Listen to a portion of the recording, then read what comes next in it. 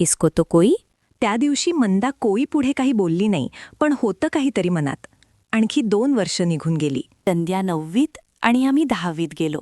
दिवस जात होते. आता 9वीत आणि आम्ही 10वीत होतो. 2 वर्षात मंदा खूप बदलली होती. मुलाची कटिंग जाऊन बॉब कट आणि जीन्सचे बरोबर पंजाबीही घालत होती.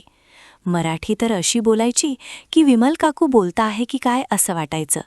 पण खोचक जशी शिकवणी लावली होती विमल काकूकडे, आणि शब्द तिच्या तोंडात पण जसे विमल काकूचे, जसेच्या तसे. कसा काय प्रश्न होता. दिवस जात होते. 11वी आम्ही फिजिक्स, बायोलॉजी आणि मॅथ आणि केमिस्ट्रीच्या शिकवण्या लावल्या होत्या. आणि 5 वाजता ती शिकवणी राहायची आणि चंद्याच्या शाळेच्या शेजारून जायचो. एक दिवस माझा तर लक्ष नव्हतं. मंदा म्हणाली, पहा तो बावळट आवाज देतो आहे.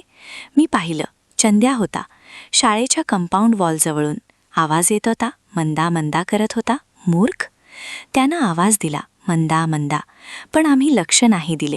पण शिकवणी सुटली तशी मंदा, चल त्या चंद्याच्या घरी जापते. नको, आई मारेल त्याला. मारेल आधी हातानं, मग जेवण नाही देणार. रागात विसर ये. नको, आई मारेल बोलव त्याला. तुझ्या घरी कोणी नसेल तेव्हा. ठरल्याप्रमाणे मी चंद्याला बोलावलं. मंदाही होती. का रे चंद्या मूर्खा, मुलींना आवाज देतो भार रस्तेवर. कोणी पाहिलं तर काय विचार करेल आमच्याबद्दल.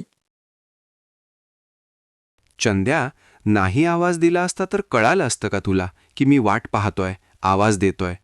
4 दिवस झाले उभा असतो, पण पाहत नाही तू. आवाज न देता पाहशील तर नाही देणार आवाज. मंदा, कोणी नाचत होता का तिथं की पाहू? चंद्या, नाचलं कोणी तर पाहशील का? मी नाचील म्हणशील तर. मंदा, तुका मिथून आहे का की पाहायचंय आम्ही ते करे? चंद्या, आम्ही कशाला म्हणते, तू पहा फक्त. मंदा, मी कशाला पाहू? चंद्या का? तर उत्तर आहे, तुला पाहिलं की मला बरं वाटतं. तू माझ्याकडे पाहिलं की मला बरं वाटतं. दिवस चांगला जातो. मंदा, तुझ्या आईला सांगते की तू मला आवाज देतो आणि माझ्याकडे पहा म्हणतो.